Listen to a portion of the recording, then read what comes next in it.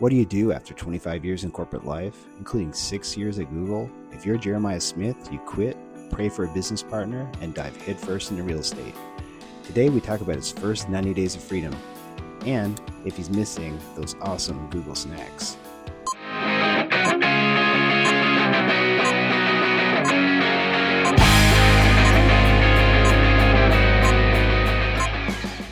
So, hi, Jeremiah. Thank you for taking the time this morning to talk to me about your business. And specifically, I wanted to talk to you about your journey to Sub 2 and what made you finally make that leap to leave your career behind and go full in on your new career, which is your real estate business. So, welcome. Thank you, Jamie. Yeah, I appreciate it, man. Thank you for taking the time to let me come in and kind of just talk with you about it. Yeah, today I think as we were messaging back and forth, today is day 90. So I'm 3 months in since Wow. saying farewell to a 25-year career, give or take. And so yeah, it's kind of a exciting, kind of emotional moment for me today. Just 90 still coming up to days. That's like a yeah, quarter, right? yeah, So yeah, I mean, I think I talked to you a few months ago. I was on one of Jesse Stanton's Zooms, and I believe you were there, and we talked afterwards, and we said, hey, we should keep in touch. So I saw your post. It was several weeks ago. It was like a reintroduction of yourself on Sub2 in that yeah, private Facebook group. And you were just talking about, what made you make the leap and the build up to the leap and where you worked before. Yeah, I'm just interested in, how you got started and how you finally got to that point of saying, okay, I'm going to either do this or go all in or I'm not. So, yeah, yeah, if you could just yeah. kind of start there. Yeah, I would love to. Well, I think we can both agree that life kind of comes in waves or in seasons or chapters, maybe we call it. I look at it as like rungs on a ladder. And so I'll take a quick step back to the early days of Jeremiah. So around age 11, going to age 12, was my first opportunity actually to take on a W-2 job. Wow. And so I'm gonna reveal my age here. I'm 48 now. So that's 36 Me too. years. We're the Okay, same well, age. there you go, man. Yeah. Oh, maybe this will Yeah. resonate with you more than you Yeah, thought. the beard makes me look older. Sometimes I actually get offered the senior discount, so I'm probably going to shave this thing. So I'm serious. It happened to me the other day. I'm like, okay, this is Ah, aging the me heck too with it, much. man. Take the Yeah, discount. yeah, I did. I got the free copy, but I love it. I love it. But yeah, man, it just, I started old school, right? I worked for the Patriot News, the Harrisburg Patriot News at Central Pennsylvania. I was a newspaper boy back in the day when you strapped two bags on and you loaded them up.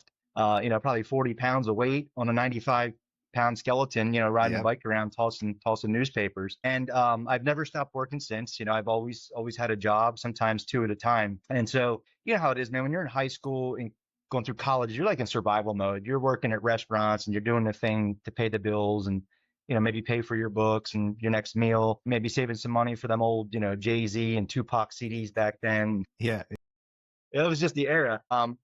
And so I didn't really think much about kind of where I was going and, what my career path would be until I really started getting into like this college era. Like, what do you want to be when you grow up? And for me, I always thought like law enforcement was it for me. I was like, man, I want to be the SWAT guy. I want to be, the state trooper, the guy jumping out of a helicopter, first guy through the door, the hero, so to speak. But just for one reason or another, it never really came to fruition. I did graduate from Penn State University with a bachelor's degree in criminal justice. And I went off to be a summer cop. I call it a beach cop up in Maryland for a couple summers. But again, it never really came to fruition. I kind of fell into security by default. And it was kind of a weird scenario because I had no yeah. interest in working security, not a day. And yet I made a 20-some-year career out of it. So Wow, yeah, yeah. So I guess with that, Jamie, once I got into the career, you know how it is. It's you're in the race, right? You want to hmm get promoted, or you want that next title, or want that next pay raise, and so I did that for years. I mean, multiple degrees, different types of certifications, been sent to probably hundreds of different trainings and workshops, and all these different things over the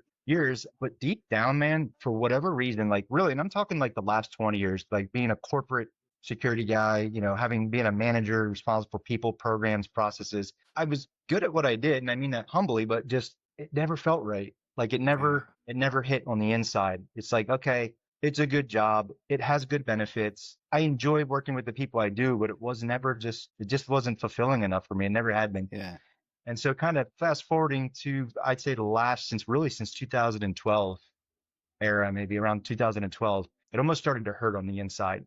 yeah, And what I realized is though I was moving around and taking different jobs and moving to different states, that was temporary. It was exciting maybe for the first year and a half, 2 years. but I would go in and build a program up and then kind of set it to autopilot. And then here came that feeling again. And I realized this isn't about the job. This isn't about the company that I'm working for. This is a Jeremiah issue. This Right. is something that's, there's a void on the inside. We need to fix this. So it And so sounded that like was you kind went of my from initial different. indicators. Sounded like you went from different jobs, but then you came up on the same kind of wall Correct. at each Yeah. job. Okay. Yeah.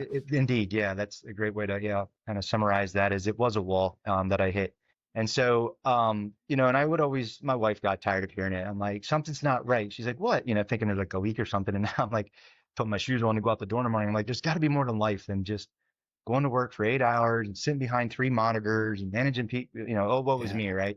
Yeah. But I was just me venting, and I realized there was a void there, and so man, I guess we'll go kind of fast forward to more recent times. I didn't see this coming, but over the course of time, my wife and I we moved around a little bit with my career, and when we each time we did, we buy a house, and it was usually needed a little bit of work, or hey, there's something we want to make nicer for us, and then we turn around and sell it, and make a little money. I guess you call that like a slow house hack. Yeah. Slow flip. Yeah, like a slow Yeah. flip, and that started to click for us. I'm like, yeah. Like we lived in Texas, for example, outside of Austin for about 5 years. And so from the time we bought the house, kind of did the remodel over the years, and sold it, I think, we might have made like 60, 70 grand, from that transaction. And then we kind of did a rinse and repeat. And so Yeah. with that, we were able to pay off old debt, school loans, things of that nature, pay off car payments. And it kind of put us at par. And, along the way, my wife was, she's a nurse. She was working as well. But she went back to school, to get her bachelor's, as well, and became an RN. She was an LPN. And so now we're kind of in this optimal position where we're both, making some pretty good money in the W-2 space, and we've done some house hacking. And I thought, man, maybe we should look at that as more of an opportunity to do like some flips along the side of our W-2. As the story goes, you start sniffing around in the groups. We ended up in bigger pockets, following the crumb trails. Right. Right. This Yeah. super interesting guy named Pace Morby comes in and does a podcast in bigger pockets. And I'm like, what is this all about? Creative finance. So I followed that crumb trail over to YouTube and wholesale hotline and Sunday night service. And next thing you know, we're in sub two. Yeah. Awesome. So is your wife still working as well, or? She is, yeah. So Yeah. that, I guess, once we kind of got into sub two, it really started to take effect for me. I'm like, maybe this is it. Real estate's it. Because I'm seeing people ahead of me, and I'm going to answer that in a second. I just want to bring the context to where we are. Yeah. Yeah. Once we got in sub two, there was a lot of, I guess, others that were ahead of us, right? And I'm like, oh, this guy was an engineer, that person was a nurse, or they were a police officer, and now they're full-time real estate pro. I'm like, anybody can do this. And so that really started to charge me up. And so I really started leaning into sub two in the early days, jumping into the Zooms, building the network out, going to local RIAs, doing all these things. And my wife, was right there with me. We did it as partners. We built the business together initially alongside our W-2s. But when we got serious about having that conversation of what if I did go for it? What does that look like? That's when we realized like what we're doing now isn't going to work, for Jeremiah and Amanda in the future. At least in our minds, it didn't. Hmm. Um, we wanted to play it safe like a lot of people do, right? We got a small child. We had our good kind of corporate job, our nurse job. We just wanted to make sure we didn't dive off too fast, too hard, or too deep. And so that kind of came into the transition of, all right, if we're going to do this, let's get finances in order. Check. Let's get medical benefits in order. Cause I've always, healthcare coverage is a very important thing. And I've always That's a big covered that one. under my, That's a big one. yeah. I mean, Yeah. that's actually, I think one of the number one things. Yeah, it's Right. one of the Yeah. number one things So. I think that, well, unfortunately serves as a blocker to a lot of people making that leap. Yeah. And so we really had to think through that because she's always had a good job as a nurse, but I've always kind of been I guess the breadwinner, if we want to use that term, and it's always kind of been under my job that we've held benefits and so forth. So that was a big change for us too. Like, what does that look like? As a nurse, she's not salary, she's hourly, right? She don't work, she don't get paid. So we kind of had to reposition it to where she could work full time. She would take on the benefits. And once we kind of got that figured out, we could see the roadmap. We could see, okay, you got your RN now, you're making more money, you can work full-time hours, you can cover the benefits. It kind of covers all the, kind of the home-based bills. There's obviously some things that I'll need to do as well, alongside of turning up the business more. And so, yeah, we just had to really, and that was like a 2 year period. For those that maybe were wondering, that was like a 2 year period. And it wasn't a perfect plan 2 years ago, but we just started moving the chess pieces because we kind of knew like there was a what if we could, what does that look like? So it was finances, getting degrees. closed out, different jobs, full-time hours, all that good stuff. So it wasn't like a cold turkey kind of thing. You kind of set things up first, and so that it wouldn't be such of I mean, you're leaping, but you got a little bit of a parachute that you built, so you're not hitting the ground so hard. Yeah. Yeah. No, that's a good way of putting it, Jamie. It really is. It's almost, we took the leap, but through making informed decisions. Right. And I think one thing, just to be fully transparent, that has really helped us there in making those decisions is that my wife and I actually got into debt twice, pretty good. And we dug ourselves out, right? But the first time was when we got married. We had a lot of people have, big financial bill that comes with that. Families just, they tried to support us where they could, but with limitations. And so a lot of it, came out of our pocket. And then the second time was when we moved to Texas. We're like, well, let's go buy a house. We're married now, new job. And so we bought the house. And I'm like, well, it needs fixed up and I need tools and we need furniture. And so, we're in debt pretty good. And people chuckle when I say this, but we actually, at the time, because we weren't in real estate and I didn't read all the financial literacy books that I do now, but we fell into the Dave Ramsey plan, kind of the Okay. snowball effect, Yeah. zero-based budgeting. And that really at least set a baseline for us in terms of how to manage our finances and forecast and so forth and so on. So I still use some of that model today for like the home based stuff, and it's Yeah. Yeah. effective. For your personal. Yeah. Yeah. Yeah. Yeah. Yeah. Because you can't go full no debt because that's kind of like going against what we're trying to do. We use other people's Yeah. money. Yeah. Yeah. Awesome. So that's quite the journey there. So your last position that you worked, was there anything different about that one that you were like, okay, this is the last job. This is the one I'm leaving. Yes, that's a great question, Jamie, because I'll just put it out there, I worked for Google. And Okay. Google, for anybody who's worked for Google on the inside, is an amazing company to work for. I mean, pay, benefits, the amenities, the food. I mean, it's almost ridiculous, really. on the inside. It's this whole little world, little ecosystem. And I hit that wall. I had that void for the last 2 years or so, almost borderline like depression. And I'm thinking, man, for my line of work of doing security and risk management, like there's not many more environments out there that can be more cush and friendlier than Right. this. Yeah. And I still had that feeling. So that's really where it hit me. I'm like, if I can't be happy doing what I do for Google, I'm not going to be happy doing what I do for anyone. And realize this Right. is this is where we need to get serious. And then that's when we started moving the chess pieces around, the finances and what does, Amanda working full time and look like and all that good stuff. Yeah, that's a good point. Yeah. Google's Yeah. pretty, yeah. I mean, I've worked for Google, but I've heard how great it is in there. How they treat their employees and yeah, the amenities and everything. So you're not Yeah. happy there. You're probably Yeah. not going to be happy at other places for sure. So, what advice would you give someone? So, people get into Sub 2 and Gator and these different mentorship programs. And I think like the ultimate goal of a lot of people is generational wealth and leaving a legacy. But I think like the first milestone a lot of people have is what you just did. How Yeah. can I recreate my income so that I can leave my job and then go full in on this new business so I can actually scale and grow even more, right? Because the job provides you, credit and it provides you money and sort of that comfort, but it also holds you back, right? Yeah. Yeah, it is a double-edged sword. So recognizing that, and I share this often with people. They're like, "Well, where do I start? What do I do?" The network piece is you can't. I mean, the network piece is the secret sauce to this. Mm, Building out that network, and when I say network, I'm not talking about just try to go meet as many people as you can, but almost use it like a funneling system to really build solid relationships, true, genuine, meaningful relationships where you can add value to somebody else's world, their business, and maybe they, obviously could reciprocate that in some way. And so I recognized that early on that your network is really the power play there. And so the time that I did have around my debt too, I would say probably more time was spent doing that than actually doing deals. It was being in the Zooms. It was connecting with people through the social. It was going to the local meetups. And I still to this day am very active in that space. I go to a lot of the local meetups here. I'm in Northeast Alabama. I'm in Huntsville. I'm starting to drift into the Birmingham area. But what it's helped me to do is, in terms of making those informed decisions of, hey, do we think we can handle me leaving my idea too? Along with the finances and some of the other planning is, do we have the right people in the right places? Did we build teams? Do we have resources there? And the answer to that is yeah. I do. I have lenders, I have contractors, I have agents, I have other investors, that I can work with. So it really helped build the confidence too around it. It's not like I left a W-2 and went, whew, man, that's behind me now. Now what? Let's go figure this yeah, out. We were yeah, building that in parallel for the last 3 years, right. dabbling and doing deals. going to the meetups, being in the Zooms. And so, yeah, it's really, my piece of advice for anybody that's giving that consideration is start building that network now. It's never, you can't start early enough. Right, right. It's good advice, and you hear it a lot. And I think people just kind of take it and don't really absorb it.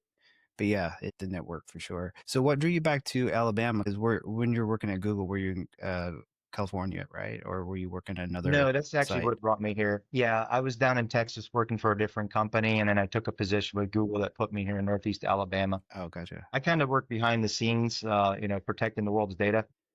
Yeah, yeah. And so, they put these data centers in these obscure locations, and so we're out here in the country. Oh, okay, so it's it was the data center. Okay, gotcha, Yeah. gotcha. Cool, cool. Yeah, and so with your business, what would you say your focus is? Are you mostly fix and flipping or buy and hold or? Yeah, great question. If I may, I'll take a step back because Yeah. there's something I didn't see coming. There's something I didn't have planned that I was hoping would happen organically, and it did, and it's truly a blessing. As I was leading up to, once I got to like 6 months out, I made the decision. We were like, hey, we're going to do it, and we knew that April was going to be it. I knew I could go into most any of the groups, and certainly the sub two group, and do a shotgun blast post about looking for a partner, somebody that I can lean on, really Mm, get to know and jam with. But I didn't do that. I intentionally didn't do that because I wanted it to kind of organically happen. I wanted somebody to kind of just show up in my life. I don't know if that sounds weird or not, but I was kind of faith-based approach, right? Was praying for it. yeah, And so yeah. the irony in that is it actually happened. I have a business partner now that I established a relationship with from back in January, and we were in a different paid mentorship group together. But we kind of, as well as like we kept eyeballing each other across the court, like what's up with this guy, Mm, And he would come in there and talk about all these deals that he was, properties that he was putting under contract. And I was at the time, doing a big capital run because I'm like, yeah, I'm not going to have my W-2 to back me up here. I need to go find money, right? So I started yeah, exercising those muscles and started raising capital. So I was in there, to bring a win moment. I'm like, hey, I raised X dollars this week or this month. And so we were kind of just like looking at each other through the crowd, so to speak. And we ended up getting on a call outside of the group. And the rest is history. We're now tied in as full-time business partners, nice. 50-50 structured entities, really leaning into it. And my wife and I knew like that's what had to happen. I needed to find somebody that was my yang or I could be their yang. And it's been a beautiful alignment. The things that he's good at and the things that he loves doing are the things that I just have no Right, interest in doing. He right, loves running acquisitions, front of house, lead generation, structuring deals. And the irony of that is that just doesn't interest me. And I right. think it comes probably from my corporate experience. I'm like, I love the compliance, the regulation. I like actually reading the language of the paperwork. I like doing the underwriting. I like sourcing the funds and talking with the lenders and talking about how they're going to protect it. And he's like, I don't know anything about that, nor do I have any interest in that. And I'm like, great. We're going to work out real. Yeah, it's good. It's great when you compliment one another like that, and it is also great to find a partner because doing it by yourself, it can be a lonely experience, and it's hard to keep yourself on task, I think, and Yeah. accountable. And when you have someone else who's depending on you, then it makes your work that much harder. So It's a complete, yeah, spot on, Jamie. It's a complete game changer because I now have to show up for somebody else. And I like that because I know we can be fallible as humans when we're doing it for ourselves. Like, I'll do it tomorrow. But when somebody yeah, else has got expectations that you're going to show up and give, everything you've got for that day, you show up and give everything you got for that day. yeah, it's awesome. I had the same experience when I joined with a couple partners of maybe it was back in mm, February, something like that. Okay. And it's just been totally different. Like, just, when you're doing things by yourself, you tend to get the shiny object syndrome and you're not keeping yourself on track. But now it's like, okay, does this activity benefit my other partners? Okay, then I'm not going to do it. Right. Yeah. Yeah. Yeah, yeah, So, that's so spot on. And it kind of getting back to the question you asked about our strategies, that's something that we had to work kind of through together. We kind of knew what we wanted to do, but where to do it, how to do it was that first 90-day period. We really learned a lot about each other. And we had been building that relationship and having maybe what we call the difficult conversations, like, hey, let's rip the band-aid off. Let's just have these conversations now. And it's about family and finances and yeah. future goals and ethics and morals and just all the things that you really need to work through on the front end to make sure you're working with the right person. But once we kind of cleared those, not hurdles, but just moved through the kind of those gates, then it was like, great, let's move forward with the business. And then you have two different people coming together with 3.5 years of experience of doing this and 3.5 years of experience in doing that. How do we make that work? So we were a little scatterbrained and we did struggle a little bit in the beginning to figure out where we were going to go, what markets we wanted to be in, how do we want to market, what are we going to invest in? And it's been really neat because I'd say the last month, the last 30 days, we just got a lot of clarity, a lot of momentum. And it's particularly around doing fix and flips here in Northeast Alabama for the active income. But with Hmm. that, because of the markets here, we're able to do multiple strategies. We can do different exits, not just fix and flip, still make a burr work here, believe it or not. Oh, You wow. know, Yeah. do lease options or rent to owns, wraps, things of that nature. And so it's an area that we can have a multitude of strategies based on the types of houses we're buying, single family homes, their price points, and where they're located. But as far as creative, that's another strategy of ours. We're willing to consider a lot of different areas around the country if the numbers make sense and we can make it perform under like a lease option or a wrap. And then we're super interested. I've been spending a lot of time kind of in that pad split space, learning about more about co-living and trying to evolve in that space as well. So we definitely want to get into some co-living, Mm. perhaps in the Atlanta area or Jacksonville, Florida, or Charlotte, North Carolina, or some areas or markets of interest for us. So it took us a minute to find out what our swim lanes are. We're there now. Yeah. We'll get some momentum and some traction there. I mean, we already are, but I don't doubt there'll be another set of problems that we'll have to overcome as we go. So we're just again going up the rungs of the ladder, and Yeah. it's been fun, man. It's been quite the experience. That sounds like a great journey that you took there. And I think if I could distill down the advice that I heard you say throughout the podcast here, it would be like to put your chess pieces in place first, right? Don't just go blindly with no plan. Yeah. If you have a plan, at least maybe it won't fall. Maybe the plan won't, happen that way, but at least you have something to kind of guide you. And then if you can find a partner, then you're going that complements you as a person and your style. Then it's gonna make things that much easier. Yeah. Yeah. Yeah. Yeah. That's it, man. And listen, at the end of the day, it's far from perfect, but we make it work. We take action every day. And as you know, and if you're in enough Zooms with Jesse, you hear it. It's that consistency, showing up every day and being consistent Hmm. with the deliverables and the action Yep. items that you prescribe for yourself. Just move the needle, because even if it's just a Yep. little bit, right?